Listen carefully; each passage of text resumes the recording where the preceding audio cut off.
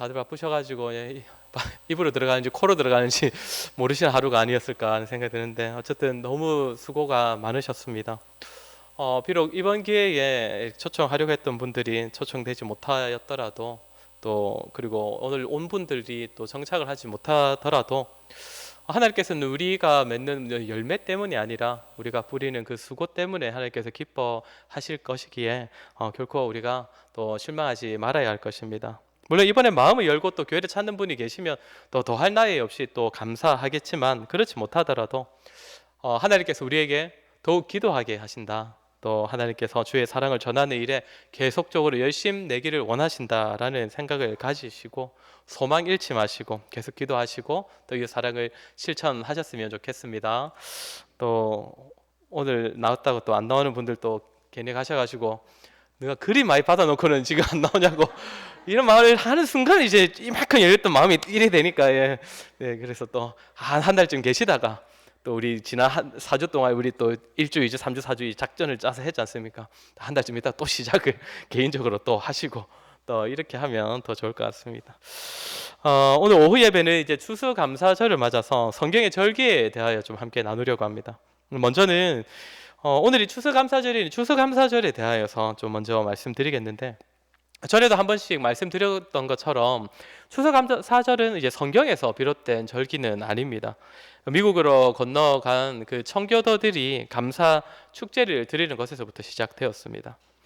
1620년에 신앙의 자유를 찾아서 메이플라워호를 타고 당시에 신대륙이라고 불리는 미국 땅으로 건너갔던 청교도들이 있었습니다. 배 이름이 메이플라워호 이렇게 하니까 배가 뭔가 좀 이 시대의 유람선처럼 이렇게 거대한 배가 아니었을까 하는 생각이 드는데 사실 100명이 타기에도 결코 크지 않는 그러니까 작은 그런 배였다고 합니다. 처음에 102명이 항해를 시작했는데 65일의 항해 동안 추위, 배고픔, 질병 때문에 그 중에 44명이나 배 위에서 죽임을 당했다고 합니다. 그러나 믿음으로 신앙의 자유를 찾아서 떠난 이들이 끝까지 포기하지 않고 끝내 미국에 도착하여 이미 살고 있었던 원주민들의 도움으로 잘 정착을 하게 되었습니다. 그리고 한 해가 지난 1621년에 원주민들과 함께 이렇게 첫 수확물을 거두면서 하나님께 감사의 잔치를 열었는데 이것이 추수감사절의 시초가 되었습니다. 미국 기독교는 이때로부터 이것을 계기로 추수감사절을 지키게 된 것이죠. 우리나라 기독교는 미국 선교사들의 영향을 상당히 많이 받았기 때문에 자연스럽게 이 추수감사절도 받아들이게 되었습니다. 그렇게 추수감사절은 성경적이지 않지 않느냐 또는 한국 기독교와는 또 다른 것 아니냐라면서 좀 비판하는 목소리도 있지만 하나님께 감사를 드리는 절기라는 측면에서 내용적으로는 아예 성경을 벗어난 건 아니고 또한 우리 역시 청교도들의 그 신앙의 후손으로서 감사의 의미를 담아서 잘 지키면 될 것 같습니다. 이제 오늘 본문을 보시면 이스라엘의 3대 절기라고 부르는 이 절기를 지켜라라고 하는 이 명령이 있습니다. 우리나라의 추석, 설 그리고 3대 명절이 혹시 하나가 뭔지 아십니까? 역시 어른들 잘 아시는 요새 젊은 사람들한테 물어보면 다 모른다 하더라고요. 그러니까 단오까지 3대 명절이 있는 것처럼 이스라엘도 이렇게 3대 절기가 있습니다. 성경의 절기는 어떤 사건들을 특별히 기념하라라는 의미도 담고 있지만 더 중요한 것은 모두가 감사의 절기라는 겁니다. 하나님의 은혜에 대한 감사라는 측면에서 세 절기가 동일하겠지만 이 세 절기가 기념하는 것이 무엇인지를 알면 이 감사의 제목도 우리가 좀 더 구체적으로 살필 수가 있습니다. 먼저는 무교절입니다. 아시겠지만 무교절은 6월절 중에 진행되는 절기이기 때문에 사실 6월절과 같은 절기다라고도 보면 됩니다. 6월절에 무교병, 그러니까 누룩을 넣지 않는 빵을 먹는다는 의미에서 붙여진 이름이기 때문에 절기의 의미도 동일한 것이죠. 근데 여기서 보면 이제 아비벌의 정한때라는 말이 있습니다. 아비벌은 유대인의 달력에는 없는 달입니다. 유대인의 달력으로 보면 첫 달, 그러니까 6월절을 지켜야 하는 첫 달은 니산월입니다. 니산월.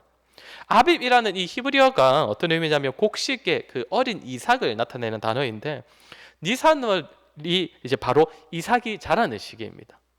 그리고 니산월이 이제 유대인 달력에서는 첫 달 시작하는 달이기 때문에 또 곡식의 시작을 알리는 이 아빕이라는 표현을 이 니산월 대신 사용했다고도 볼 수 있습니다.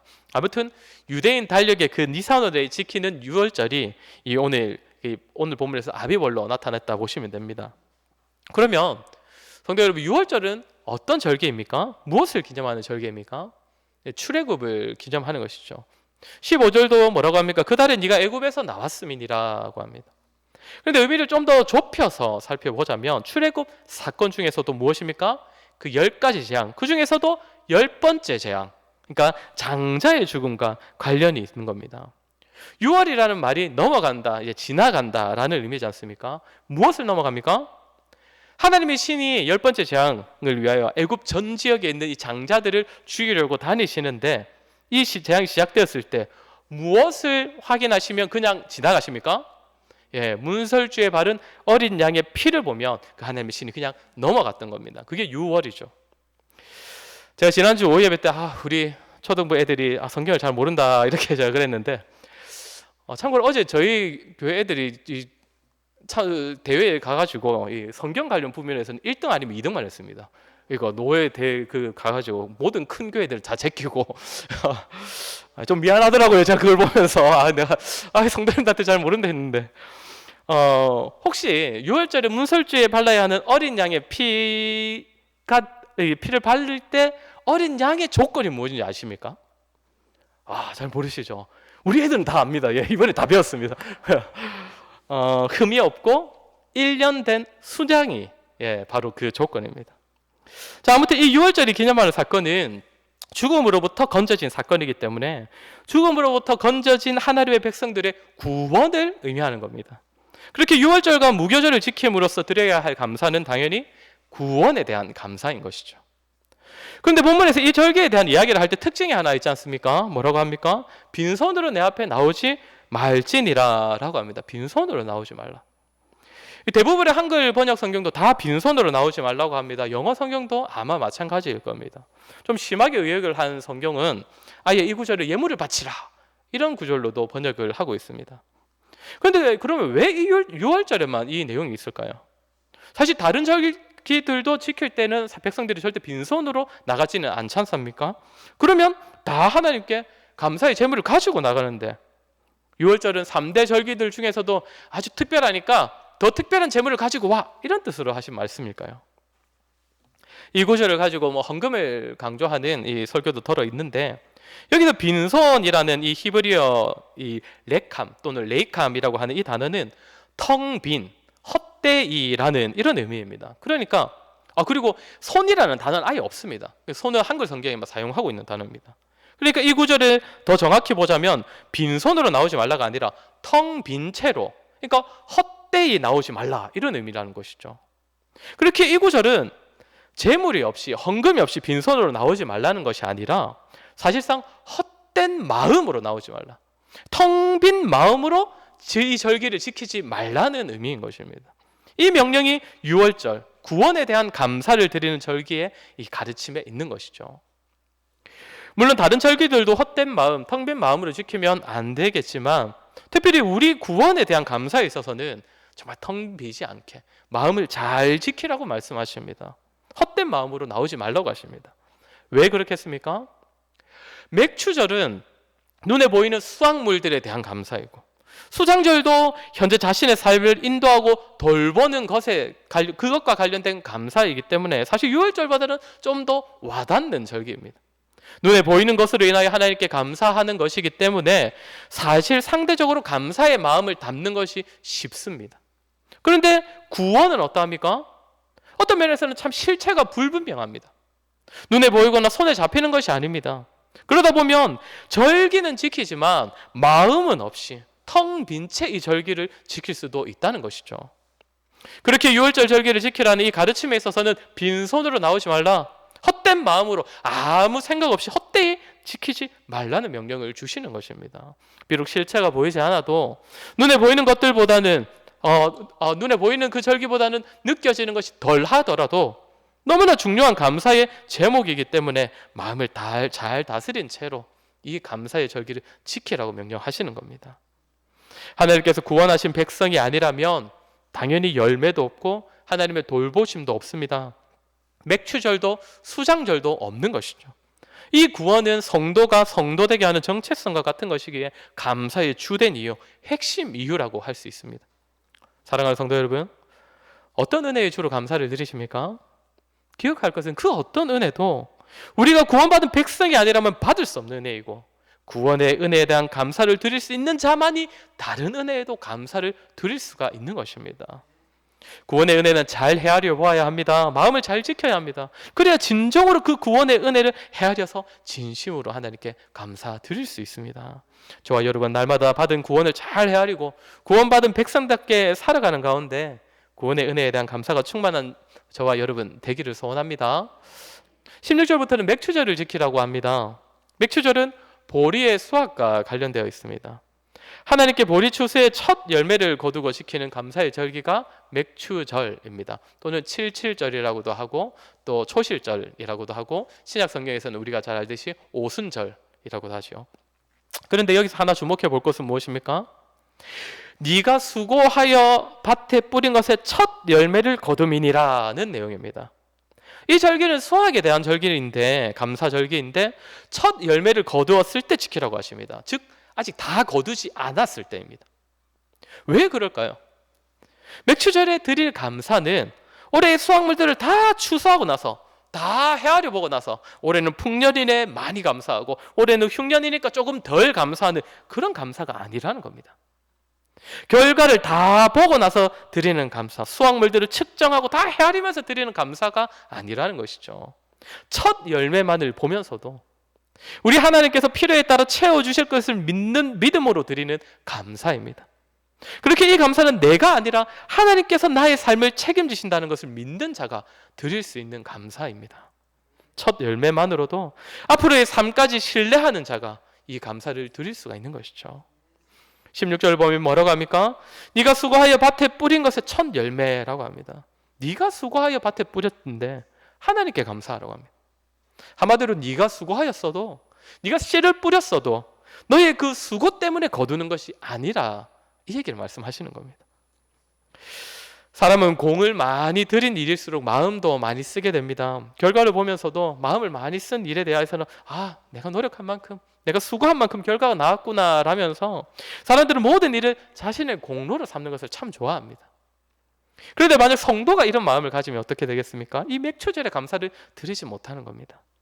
자신이 누리는 것들이 하나님의 은혜로 채워지고 오직 하나님께로부터 공급받았음을 모르는 자는 첫 열매만으로는 도무지 하나님께 감사를 드릴 수가 없는 것이죠. 사랑하는 성도 여러분, 저와 여러분에게 있어야 할 모든 것 하나님께서 은혜로 주신 줄을 믿으십니까? 우리가 수고하며 살아가지만, 우리가 정말 노력하며 애쓰면서 살아가지만, 우리가 가정에서나 직장에서나 자녀를 위해서나 정말 수고하지만 잘하게 하시고 거두게 하시는 것은 오직 하나님께서 은혜로 허락하시는 줄을 믿으시기 바랍니다. 이 믿음으로 드리는 감사가 맥추절을 지키는 성도의 감사입니다. 세 번째는 수장절입니다. 16절 후반부에 나오는데 네가 수고하여 이룬 것을 연말에 밭에서부터 거두어 저장함이니라. 맥추절은 첫 열매만을 거두면서 감사를 지키는 절기이지만 수장절은 그 해의 모든 수확을 마치고서 지키는 감사의 절기입니다. 모든 수확물을 거두고 저장고에 넣고 나서 수장절을 지킵니다. 그렇게 한 해를 다 돌아보는 그 감사는 맥추절보다는 이 수장절이 조금 더 가깝다고 볼 수 있습니다. 그런데 이 수장절이 지키는 방법이 무엇이었는지 혹시 기억나십니까? 지키는 방법을 보면 이 명절의 의미를 좀 더 분명하게 알 수 있는데, 광야에 초막을 짓고 7일 동안 거기에 거주하면서 지키는 명절입니다. 그래서 이 수장절의 또 다른 의미는, 또 다른 이름은 장막절 또는 초막절이라고도 부릅니다. 그러면 장막절이라고 부르는 이 수장절은 무엇을 기념하는 날이겠습니까? 당연히 광야 생활이죠. 광야에서 그 장막 가운데 거하며 지냈던 그때를 기념하는 날입니다. 그러면 그때를 기념하며 무엇을 감사하는 거겠습니까? 광야 생활 가운데 함께 하셨던 하나님을 감사하는 겁니다.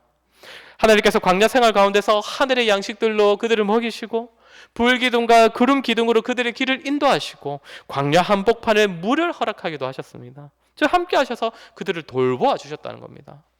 뿐만 아니라 백성들을 하나님 나라의 공동체답게 세워지도록 그 광야 생활 가운데 훈련도 시켜주셨습니다. 광야 생활 가운데에서 하나님을 더욱 신뢰하고 그 하나님의 마음을 더욱 잘 헤아릴 수 있도록 정말 인도하시는 가운데 정말 훈련까지 시켜주신 겁니다. 이처럼 하나님께서는 이스라엘이 장막 생활을 하는 동안 그들과 함께 하셔서 그들을 이끄시고 돌보시고 인도하시고 훈련시켜 주셨습니다. 장막절은 그 하나님을 기억하며 하나님께 감사하는 절기인 겁니다. 이렇게 볼 때 이 절기는 맥추절과 연계해서 생각해 볼 수도 있습니다. 첫 열매로 인하여서 감사하는 것이 맥추절이라고 했는데 첫 열매를 거두게 하신 하나님께서 계속적으로 변함없이 함께 하시고 돌보신다는 사실을 확인할 수 있는 것이 바로 이 수장절의 때입니다. 신약 시대로 한번 적용을 해보자면 맥추절에 있었던 사건이 뭐라고 했습니까? 오순절 성령 강림이지 않습니까? 첫 열매를 상징하는 그 맥추절에 성령님께서 이 자기 백성들에게 성도들에게 처음으로 임재하셨습니다. 그런데 그렇게 처음으로 오신 성령께서는 성도들 안에 계속적으로 내주하십니다.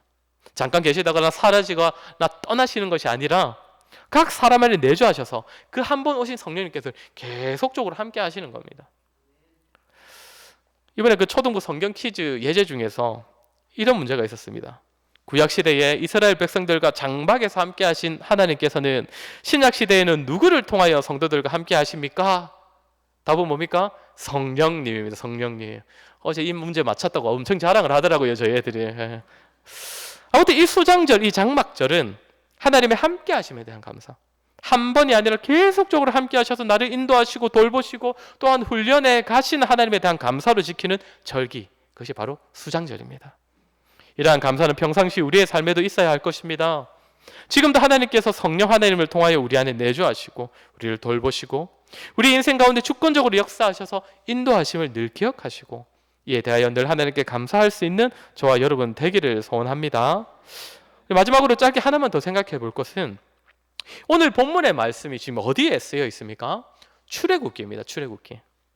시기적으로 본다면 이 말씀은 출애굽기 초기입니다. 출애굽한 이후에 그렇게 오래되지 않았을 때, 출애굽한 백성들이 시내 광야에 도착했을 때 모세가 시내산으로 올라가서 하나님께 십계명과 율법의 여러 가르침을 받던 중에 이 본문의 내용이 포함되어 있습니다. 그런데 그러면 생각해 보십시오. 유월절은 그렇다 치고 맥출절과 수장절은 언제부터 지킬 수 있는 겁니까? 수확물들이 있어야, 그러니까 추수가 있어야 지킬 수 있는 절기지 않습니까? 유월절은 이미 있었던 사건이지만 그렇게 본다면 현재 이 가르침은 시기적으로 본다면 한참의 시간이 지나야 비로소 지킬 수 있는 절기들입니다. 가나안 땅에 들어가서 추수를 해봐야 그 추수를 맛보면서 지킬 수 있다는 것입니다. 그렇게 지금 이 절기의 가르침을 받은 모세도 또 모세로부터 처음으로 절기에 대한 가르침을 받은 이 광야 1세대들도 대부분 광야에서 죽어버리니까 이 절기를 구경도 해보지 못할 것입니다. 그러니 이 당시에 하나님께서 이 절기에 대한 가르침을 주신 것은 지금 당장 절기를 지켜라! 이런 의미에서 주신 것은 아니라는 것이죠. 그러면 어떤 의미겠습니까? 이 당시 백성들에게 절기를 미리 알려주시는 것은 미래에 대한 약속으로서 주시는 겁니다. 지금 당장은 너희가 광야에 거하고 있고 만나를 먹으며 살지만 장차 가나안에 들어가서 내가 너희에게 베풀어 줄 그 수확물을 거두며 그것을 양식으로 삼아 먹고 살게 될 것이다. 너희가 그때를 경험하지는 못하더라도 너희 자녀들 때에는 반드시 경험하게 될 것이다. 하나님께서는 주신 절기의 가르침에 이 약속까지 포함되어 있는 겁니다. 그렇게 자녀들처럼 자신들이 풍성한 수확과 절기를 직접 경험하지 못하는 광야 1세대에게도 이 절기에 대한 가르침을 주시면서 이들이 이 절기와 절기의 내용을 알고 그 감사의 이유를 알고 자녀에게 잘 전하면서 가르치기를 원하시는 것이죠. 그래서 이 절기에 대한 가르침은 출애굽기만이 아니라 레위기에도 반복되고 민수기에도 반복되고 신명기에 또 반복되는 겁니다. 감사의 절기. 하나님께서 베푸시는 은혜를 알고 감사의 절기를 지키는 것이 너무나 중요하기 때문에 반드시 자녀들에게 가르침을 주라고. 너희가 경험하지는 못하더라도 자녀들은 경험할 터이니 그때에 마땅히 지켜 행할 수 있도록 미리 알려주시고 또 반복적으로 알려주시는 것입니다. 사랑하는 성도 여러분, 성경이 요구하는 성도의 감사 중 하나는 바로 이런 것입니다. 내 눈에 보이지 않고 당장 내가 경험할 수 없지만 하나님께서 약속의 말씀을 주셨으니 내가 이미 받은 줄로 믿고 감사드리는 겁니다. 하나님의 약속은 그 말씀 자체가 그 무엇보다 확실한 보증이 되기 때문에 이미 받은 것으로 여기고 그 은혜를 누리며 하나님께 감사하는 것, 이것이 성도가 드릴 감사라는 것이죠. 말씀을 마무리하겠습니다. 하나님께서 주신 절기는 모두가 감사절기라고 했습니다. 하나님께서 베푸신 은혜를 기억하며 감사로 지키는 것이 절기입니다. 그중 유월절, 맥추절, 수장절, 이스라엘의 3대 절기를 살폈는데 오늘 우리는 이 절기를 그대로 다 따라 지킬 필요는 없습니다. 당연히 절기가 기념하는 내용이 무엇인지를 알고 이 절기가 기념하는 은혜가 우리에게도 동일하게 베풀어졌음을 기억하는 것이 무엇보다 중요한 것입니다. 우리의 구원과 하나님께서 우리의 필요들을 책임지시고 보살피시는 것과 우리의 삶 가운데 성령으로 함께 하셔서 끝까지 인도하시고 보호하시고 훈련해 가시는 그 은혜, 늘 기억하시면서 하나님께 감사하는 마음으로 기쁨으로 살아가는 저와 여러분이 되어야 할 것입니다. 특별히 이 은혜들은 우리가 직접 맛보거나 경험하지 못했을지라도 우리에게 주시겠다고 약속하신 은혜들이니 하나님께서 반드시 우리에게 주실 것입니다. 특별히 우리에게 확실하게 약속된 새하늘과 새 땅은 장차 반드시 우리에게 허락될 것입니다. 저와 여러분 늘 하나님의 은혜를 깊이 헤아리고 그에 따른 감사가 넘치는 삶을 살아갈 수 있기를 주의 이름으로 간절히 소원합니다.